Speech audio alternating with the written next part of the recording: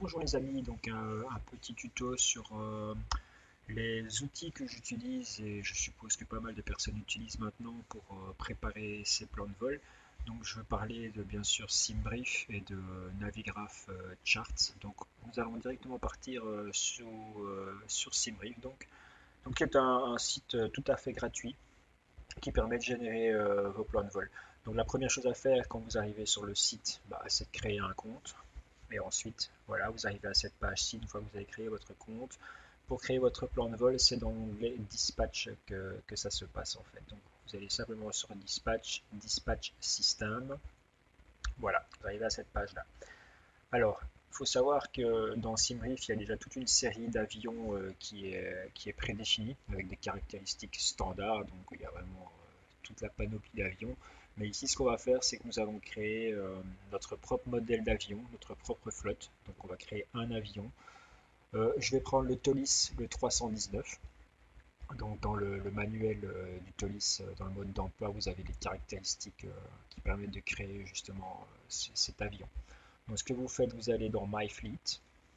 C'est ici que vont être répertoriés tous vos avions personnalisés. Et on va en créer un nouveau. Donc pour ce faire, vous faites New Airframe. On sélectionne donc la catégorie d'avion. Donc nous, on va faire un A319. Donc on va aller chercher le A319. Voilà, A319-100. Comme vous voyez, hein, ça ce sont les avions standards de base qui sont présents dans SimBrief en fait. Donc vous voyez Boeing. Donc le B évidemment, c'est Boeing. Vous avez les ATR. Vous avez qu'est-ce qu'il y a encore? Des Cessna, des citations, il y a vraiment tout. Alors, on reprend notre 319 et alors on arrive sur cette page-là avec toutes les caractéristiques des avions, enfin de l'avion qu'on veut modifier en fait. Tout ce qui est indiqué ici, c'est les données standards. Donc le nom de code, si vous voulez changer le nom de l'avion, c'est ici, Civil Registration. Donc si vous mettez A319 personnalisé, vous mettez un petit peu ce que vous voulez, voilà, votre avion portera ce nom-là pour que vous puissiez le reconnaître. Là, tout ce qui est ici, catégorie, performance, etc., on ne va pas y toucher parce que là, ça reste standard, hein, donc c'est un moyen, catégorie C. Alors, par contre, le maximum passenger, ça vous le trouverez justement dans le manuel. Je vais ouvrir la page, voilà, ici. Donc c'est la page 5 du manuel du Tolis A319. Et vous voyez, voilà, ici au début c'est indiqué. Hein, donc la donne simule un Airbus A319 qui peut aller jusqu'à 145 passagers. Donc voilà, vous avez déjà la réponse pour les passagers. Bon là ils sont encodés de manière standard à 145. Si ça avait été un autre chiffre, il suffisait d'aller sélectionner le bon chiffre. Donc, 145.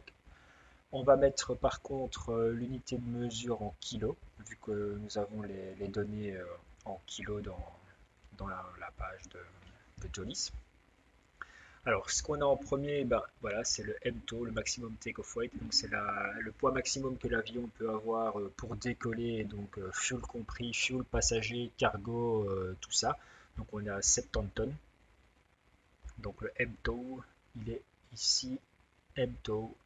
Vous voyez, il est à 76 500 kg de base. Nous, on va la ramener à 70 000. Voilà.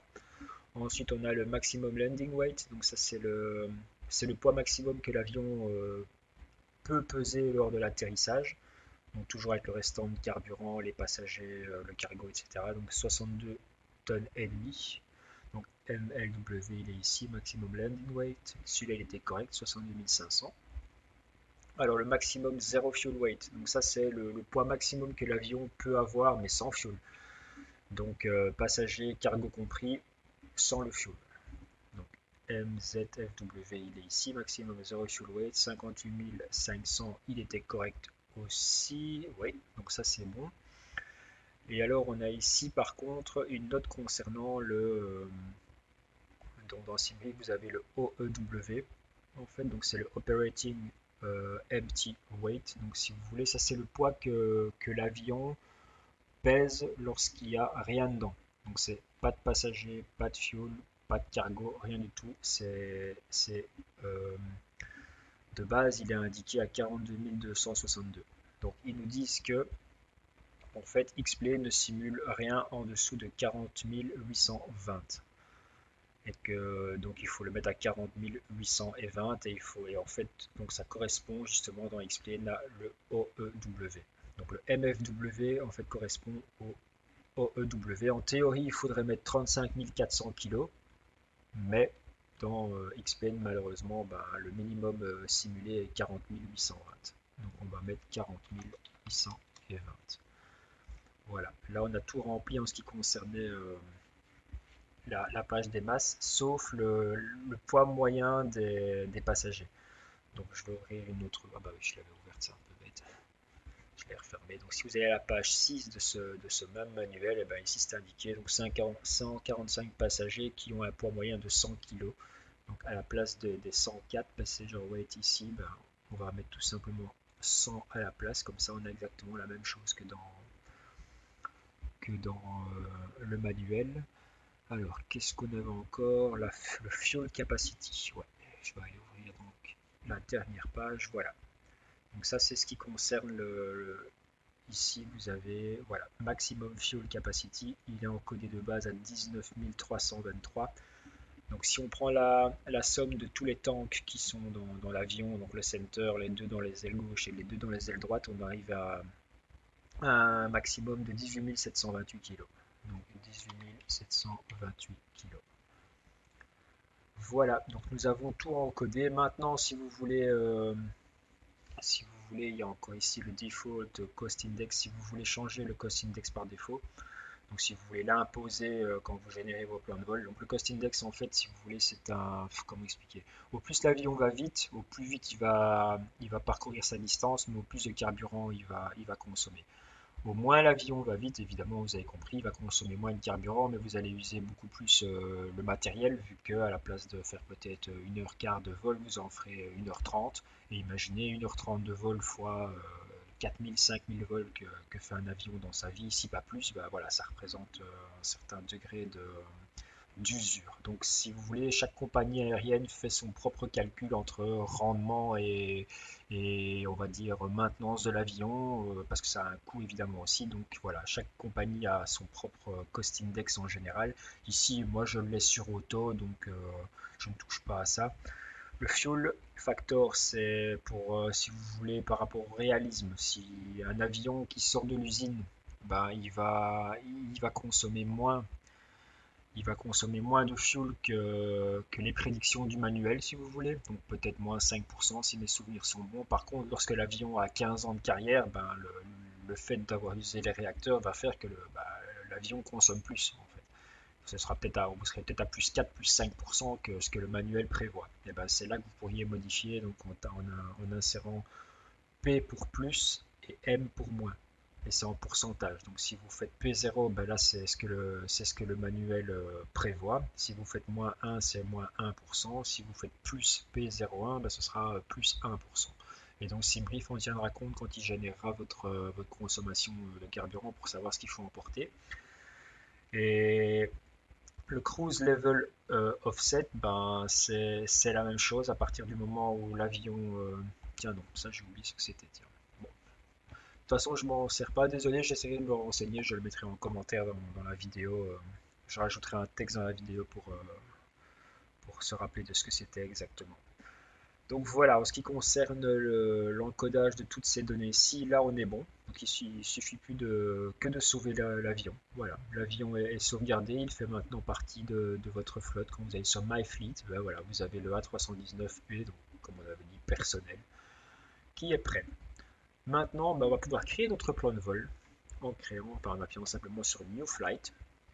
Alors ici au début, vous avez Airline, donc là c'est un peu du fictif. Allez, vous faites un petit peu ce que vous voulez. Si vous voulez marquer SM 24-25 par exemple, voilà, vous mettez ce que vous voulez. L'aéroport de départ, donc on va partir de Nantes, comme d'habitude dans mes vidéos, et on va retourner sur Bruxelles, comme d'habitude. Donc voilà. Il nous met d'office un aéroport de dégagement qui est Charles de Gaulle. Si vous voulez le changer, vous le changez. Il n'y a pas de problème, vous le tapez vous-même. La date du vol et l'heure Zulu du vol. Donc si vous voulez la modifier également, c'est la même chose. Dans le airframe, justement, on va aller rechercher notre avion. Donc ceux que vous aurez créés apparaîtront au-dessus. Et puis vous avez la liste des avions standards. Voilà. Donc on va sélectionner notre avion et là il a chargé les données. Alors, ensuite on passe dans les profils. Donc le profil de climb. Donc ça veut dire qu'il va monter à 250, enfin non, il va à 250 nœuds maximum en dessous de 10 000 pieds. Ensuite 300 nœuds et ensuite atteindre Mach 0,78. Au niveau du cost index, vous le laissez en auto ou bien vous l'imposez.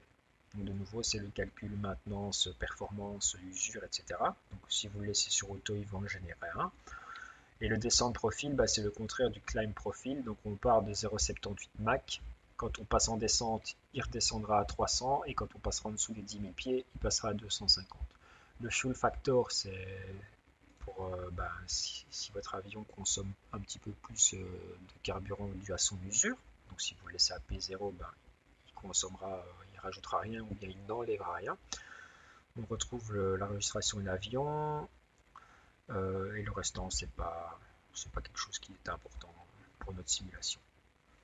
Ensuite, Operational Entries. Là vous avez le temps prévu, donc le temps scheduled flight time, donc c'est le temps prévu du vol, 1h30. En partant de la piste 21, si vous voulez changer, c'est ici que ça se passe. Si vous voulez partir de la 03, il vous demande s'il doit changer en fonction les seeds et les stars. Oui, bien sûr. Mais on va le laisser faire sur la 21. Hein. On arriverait sur la 25 gauche à l'aéroport d'arrivée, même chose. Vous pouvez changer les pistes d'arrivée. Le taxi out correspond au temps que vous prévoyez pour le taxi en partant. Le taxi out, c'est en sortant de Nantes. Et le taxi in, c'est en arrivant à l'aéroport de destination qui était Bruxelles. Donc l'aéroport de Nantes, le taxiway, il est tout à fait, il n'y a qu'une seule voie, donc les 10-15 minutes suffisent amplement au taxi. Par contre, l'aéroport de Bruxelles, qui est déjà beaucoup plus conséquent, 8 minutes c'est un peu chaud, quoi. Donc je rallonge un petit peu aussi vers les 15 minutes au cas où. L'extra fuel, c'est si jamais vous voulez prendre une quantité de fuel supplémentaire pour une raison X, hein, voilà, vous avez un petit peu peur du circuit d'attente ou quelque chose comme ça, vous pouvez rajouter des kilos en plus. Donc là on est en kilos, hein, donc mais si vous voulez l'unité de contrôle, c'est la tonne. Donc on est à 0,1, ça veut dire 100 kilos. L'altitude auto, donc là ça veut dire qu'il va générer une altitude de manière automatique. Ah, ça y est, je me rappelle ce qu'était justement le fameux F. Je vais revenir en arrière dans My Fleet.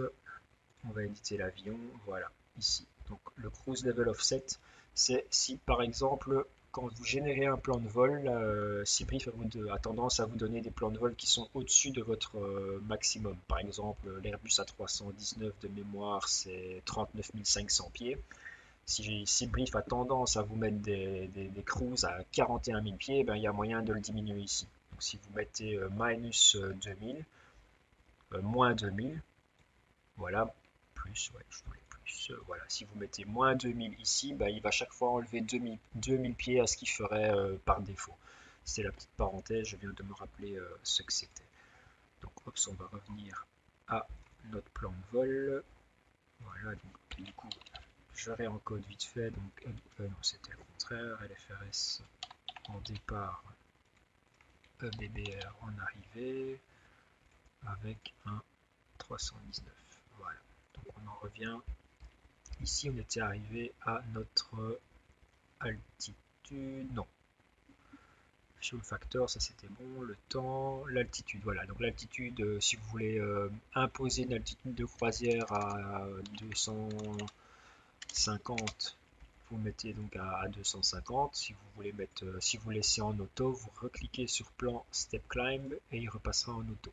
Voilà. Les passagers, c'est si vous voulez imposer un nombre de passagers, ça vous l'avez compris.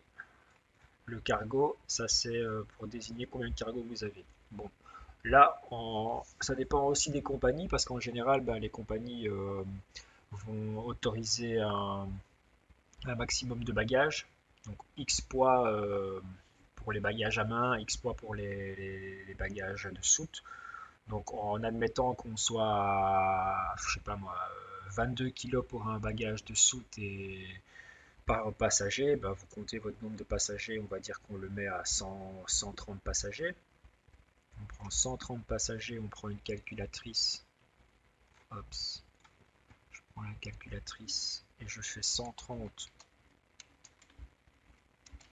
fois 22 kg. Voilà, on est à 2860, donc on va mettre 2900 tonnes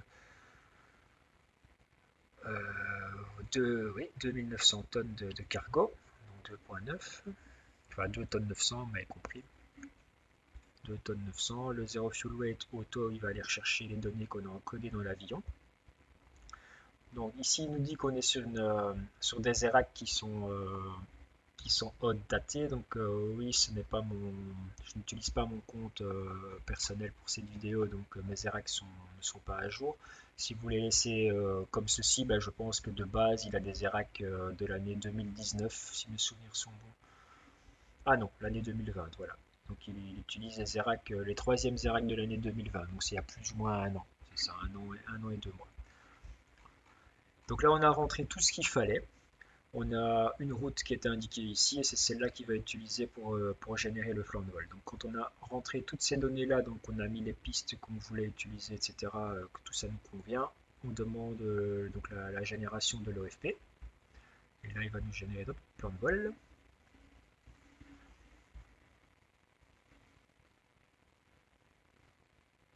Voilà. Donc il nous trace déjà la route sur une carte. Il nous met la route indiquée. Donc là, il reprend vraiment les données, évidemment, vous en doutez, qui ont été encodées précédemment. Ce qui nous intéresse donc, c'est ceci, c'est vraiment le fichier proprement dit avec les données. Ce que moi je fais par facilité pour m'y retrouver un petit peu plus facilement, c'est que j'en sors un PDF. En fait, si vous cliquez sur ce bouton-ci avec le petit logo PDF, voilà, il va nous générer le fameux dossier mais en PDF qui est beaucoup plus facile pour naviguer dedans. Donc en gros, bah, voilà, ça reprend toutes les données qu'on a vues précédemment. Les données qui sont importantes, qu'on a besoin pour encoder dans le MCDU du TOLIS, en fait, donc c'est le cost index que vous trouverez ici, l'altitude de croisière ici, 340 en fait, donc on devra être à 260 sur le point Vékin, mais à 340 en croisière. Donc ici, il va nous donner notre temps de route, donc le vol en lui-même va durer 56 minutes.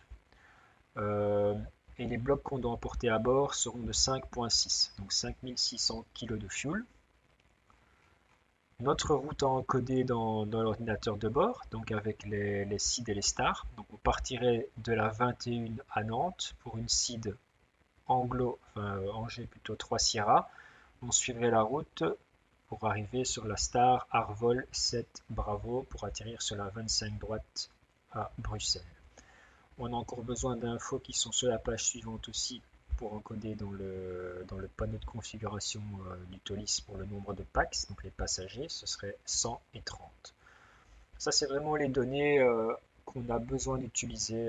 Enfin, moi, personnellement, ce sont les seules données que j'utilise pour créer mon plan de vol dans l'avion et que enfin, toutes les données sont là. Donc ça, c'est ce qui concernait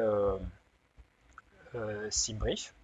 Donc une fois que j'ai ces données-là, ce que je fais en général, c'est que je lance alors le Navigraph Charts, donc ce programme-ci. Donc là, malheureusement, ici on passe dans la section un petit peu moins drôle, vu que la première partie avec SimBrief était gratuite. Ici, si vous voulez pouvoir utiliser ce programme-là, ben, malheureusement, ce sera payant. Il faudra prendre un abonnement mensuel, si mes souvenirs sont bons, d'une dizaine d'euros. Maintenant, comme je le dis souvent aux personnes avec qui je discute à propos de cette application, ben, dans les simulateurs de vol, vous avez comme ça des achats qui sont, on va dire, amplement justifiés et qui aident vraiment, en fait, qui sont vraiment, allez, ce ne sont pas des dépenses inutiles comme, on va dire, sur un coup de tête, on achète un avion et on se rend compte que l'avion, ben voilà, il nous plaît pas finalement, on ne sait pas ce qu'on pensait et on se retrouve avec un achat et on l'utilise jamais. Ici, dites-vous bien que ce produit-là, cette application-là, vous l'utiliserez à chaque vol en fait. Parce que c'est tellement pratique, vous avez accès à toutes les données. Donc, En plus, il est connecté à Navigraph et à Sim... Enfin non, c'est Navigraph, je suis bête. Mais il est connecté à SimBrief. Donc ça veut dire qu'une fois que vous avez généré un plan de vol avec SimBrief, bah, vous savez l'importer directement dans l'application. Bon, maintenant, ça paraît un petit peu plus logique du fait que SimBrief a été repris par Navigraph, mais bon, avant qu'il y ait eu ce mariage, ben voilà, c'était un réel plus de pouvoir importer directement les plans de vol. Donc pour ce faire, une fois que vous avez téléchargé l'application et que vous avez rentré vos logins, etc., vous appuyez sur le petit bouton Flight en fait qui est là, New Flight, et vous avez l'option donc d'entrer manuellement vous-même votre route, d'aller rechercher un fichier en fait, ou d'importer directement de SimBrief. Donc ce qu'on fait, on importe de SimBrief, et là en fait il va simplement aller rechercher les infos dans votre profil SimBrief pour savoir quel est le dernier plan de vol que vous avez généré, et vous y avez accès en cliquant dessus. Donc c'est celui-ci qu'on a généré, donc voilà. Et vous avez vraiment tous les points qui sont repris. Donc de l'acide qui est ici, donc Ange 3T jusque Arvo 7 Alpha.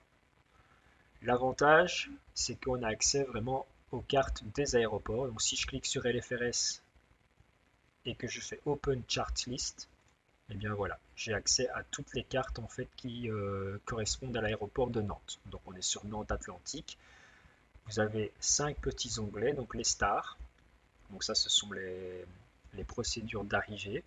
Vous avez les approches qui reprennent toutes les procédures d'approche par piste. euh, donc ici la 03 avec une airnav, l'initiale approche de l'airnav, le LOC, enfin l'ILS plutôt, Z. Oui, chaque fois vous avez toutes les variantes, hein. Donc s'il y a une ILS Y, une ILS Z, etc., ben, vous les aurez toutes. La RNP 03, et vous avez la même topo pour toutes les pistes. Donc ici il y a la 21, etc. Ensuite, vous avez tout ce qui concerne l'aéroport au sol en lui-même. Donc, vous avez tous les briefings de l'aéroport. Donc, ça donne vraiment toutes les données, donc les références, etc. S'il y a des choses à savoir, ben après, certaines choses, évidemment, dans la simulation, ben, on va pas l'utiliser, hein. Ici, il nous parle par exemple de l'APU. Vous voyez, ils nous disent que les APU sont limités à 60 minutes. Voilà, vous voyez, donc ce sont des choses, oui, ok, ce sont des cartes officielles, ce sont des copies des cartes officielles. Donc voilà, et ça reprend vraiment tout ce que l'officiel possède. Alors, le restant des contraintes, etc. Et puis voilà, vous avez la carte de l'aéroport proprement dit, avec donc tous les noms des taxiways. C'est mis à jour en général de manière assez régulière, hein. Vous voyez, cette carte, elle date du 30 octobre 2020. Donc oui, ça fait quand même 6-7 mois. Mais chaque fois, je suppose que les cartes sont mises à jour. Ben, Navigraph fait les mises à jour aussi également sur son application, sur son site, vu que ces cartes sont disponibles aussi sur le site de Navigraph. Et donc voilà, vous avez vraiment tout ce qu'il faut savoir sur l'aéroport, donc les taxiways, donc Roméo 2, Roméo 1, le point d'arrêt Alpha, le point d'arrêt Foxtrot pour la 21, etc. Et vous avez donc les données aussi, ben, les fréquences, donc la TIS, le sol, la tour. Vous avez ensuite d'autres données ici. Donc, enfin voilà, tout est vraiment bien indiqué sur ce qu'il faut savoir. Enfin, moi, je m'en sers personnellement, c'est surtout pour les taxiways, hein. C'est pour ça en général qu'on se sert des cartes de l'aéroport. À mon niveau, simulation amateur, etc., ça s'arrête là, quoi. Ensuite, vous avez souvent aussi donc ici des zooms sur les endroits de stand, donc avec les numéros de stand, etc. Donc c'est toujours bien aussi, hein, si vous faites de l'IVAO par exemple ou du VATSIM, bah voilà, vous avez également la possibilité de vous repérer beaucoup plus facilement. Il est possible d'épingler les cartes, donc pour pouvoir les utiliser quand vous voulez. Vous voyez, vous avez toute une série de petits icônes sur la droite. Ben, il y a la petite épingle qui permet justement de l'épingler en dessous. Donc quand on referme la carte, et ben voilà, hop, simple clic, vous avez un raccourci en dessous. Et ça, en fait, ce que moi je fais, ben, j'épingle tout ce que j'aurai besoin. Par exemple, je sais que j'aurai besoin de la carte de la CID pour le départ. Hop, donc quand vous cliquez dessus, bah, il vous la met en surbrillance, hein, comme vous voyez. Ça, c'est la cible que votre avion va faire. Et vous avez ici alors dans le carré qui s'ouvre la carte qui est associée. Donc, quand vous cliquez dessus, il ouvre la carte. Donc ça c'est vraiment la cible. Donc en partant, on fera donc, comme ceci. Donc si vous partez de la 21, on partira comme ceci, on fera un demi-tour et on partira comme ça. Si vous partez directement de la 03, ben vous allez rejoindre la route par ici, quoi, voilà. Et ici, vous avez toutes les autres informations concernant le départ. Donc la transition altitude qui est indiquée ici, et aussi surtout l'initial climb, donc la montée initiale. Donc ici, elle est à 5000 pieds. Bon, elle n'est pas toujours indiquée, parfois c'est indiqué en convenance de l'ATC, etc. Donc il n'y a pas toujours un chiffre, mais bon, quand il y a un chiffre, c'est pratique. Et puis vous avez la procédure. Donc, si on prend par exemple en gros 3 tangos, bah, ici 3 tangos, bah, hop, c'est monté au cap 208 pour aller vers l'Ulide et ensuite on tourne à droite pour faire un direct sous tout Elner en passant par Anglo. Voilà, donc comme ça vous avez ceci aussi, on peut l'épingler et hop, elle s'est rajoutée en dessous. Donc ce qu'on aura encore besoin, c'est en ce qui concerne l'arrivée, ben, c'est notre carte d'approche de la 19. Donc pour ce faire, on va aller rechercher donc du coup l'aéroport de destination en cliquant sur donc EBBR, Open Chart List. Bah, ça va être le même topo, hein, à part qu'on va aller chercher notre approche. Dans l'onglet approche, on va atterrir sur la piste 19. Et sur la piste 19, eh bien, nous avons le choix entre une ILS ou une RMP. Donc là, c'est vous qui choisissez. Voilà, si vous êtes sur IBAO, bah, peut-être qu'on va vous imposer la RNP, ou enfin on va vous proposer la RNP parce qu'évidemment si vous ne savez pas faire la RNP, on vous donnera l'ILS bien sûr. Mais bon voilà, vous pouvez choisir votre arrivée. Si vous prenez l'ILS, ben voilà, vous cliquez sur la petite épingle, hops, et l'ILS 19, ben voilà, il sera en bas dans vos raccourcis. Vous pouvez refermer donc la page. Enfin voilà, donc ici vous avez toutes les informations pour votre approche. Donc si vous regardez les vidéos que j'ai fait sur les R9 et les ILS, ben, vous avez un petit descriptif de ce dont à quoi il faut regarder, où encoder les choses, etc. Donc voilà. Et puis moi je fais la même chose avec la star. Donc je la mets elle apparaît ici, donc notre star, voilà. On voit en mauve. Hop, je la sélectionne et je l'épingle. Voilà, comme ça j'ai ma star qui apparaît et je fais de même avec l'aéroport d'arrivée pour pouvoir avoir facilement accès à mes pistes pour le taxi. Donc, taxi, airport, et là j'ai l'aéroport d'arrivée que j'épingle. Voilà, là j'ai vraiment tout ce que j'aurais besoin pour de 1 préparer mes vols et ensuite mes cartes à proximité quand je devrais entamer la descente, voir un petit peu comment l'arrivée va arriver, enfin va se passer, ma carte d'approche pour savoir quoi encoder dans l'ordinateur de bord et mon aéroport pour le taxi. Tout est vraiment préparé sous la main. Ce qui est pratique aussi avec Navigraph Shark, c'est qu'il sait communiquer directement avec votre simu en cliquant sur la petite flèche qui est là en fait. Ici, bon, évidemment, il ne détecte pas de simulateur vu que je n'ai pas lancé Explain, mais si vous cliquez dessus et que votre simu est allumé, eh bien, vous aurez sur votre carte une flèche comme ceci rose qui vous donnera votre emplacement en fait. Donc si vous êtes à l'aéroport, et le petit plus aussi, c'est qu'en fait, sur les cartes ici, vous apparaîtrez aussi. Il y aura vraiment l'endroit où vous vous trouvez sur la carte de l'aéroport pour votre taxi, donc c'est aussi assez intéressant de pouvoir se situer comme ça, quoi. Donc voilà, c'est à peu près, je pense, tout en ce qui concerne Navigraph, hein. Là, voilà, je vous ai dit en gros tout ce qu'on avait besoin pour le vol. Après, vous avez accès à plein d'autres choses, hein. Si vous voulez faire une recherche d'un aéroport en particulier, ben voilà, par exemple l'aéroport de Chicago, si mes souvenirs sont bons, ouais, c'est ça. Ben, vous tapez simplement le code de l'aéroport dans le champ de recherche, vous aurez directement toutes les occurrences qui font qui parlent justement de Chicago, quoi. Donc ici, vous avez directement accès aux cartes de l'aéroport. Voilà. Vous pouvez directement aussi, si vous savez d'où vous avez envie de partir, mais que vous savez pas trop où arriver, aéroport à proximité, etc., pour pas que ce soit trop long, ben voilà, vous tapez votre aéroport d'arrivée, par exemple ici, ben, Bruxelles. bah, on peut directement aller voir sur la carte des aéroports pas trop loin en termes de nautique, quoi. En zoomant sur la carte, bah, vous voyez que ici tous les aéroports, on est vers Londres, hein, voilà, Heathrow, etc.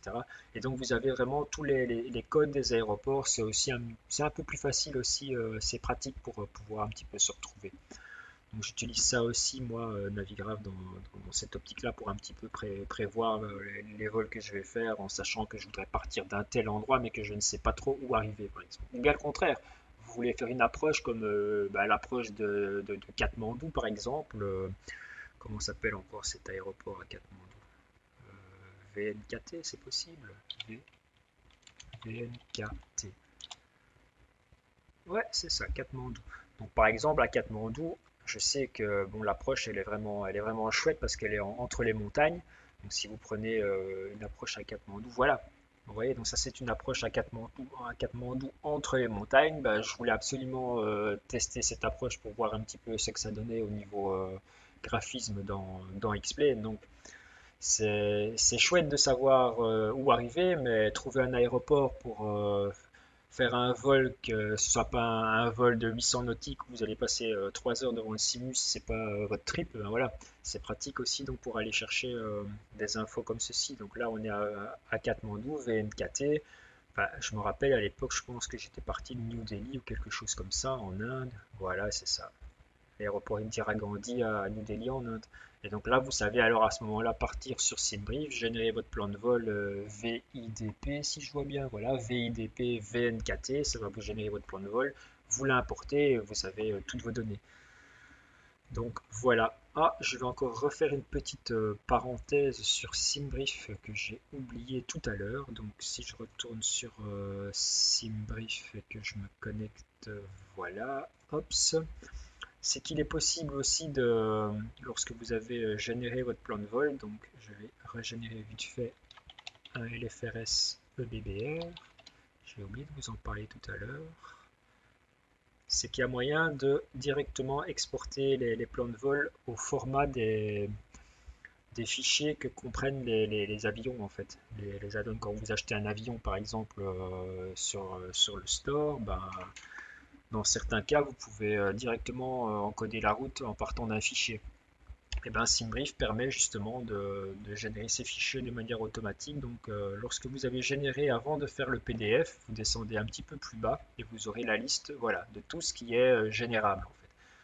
Donc, si vous avez, bah, voilà, par exemple pour Ivao, vous pouvez générer votre plan de vol pour Ivao. Qu'est-ce qu'il m'a fait?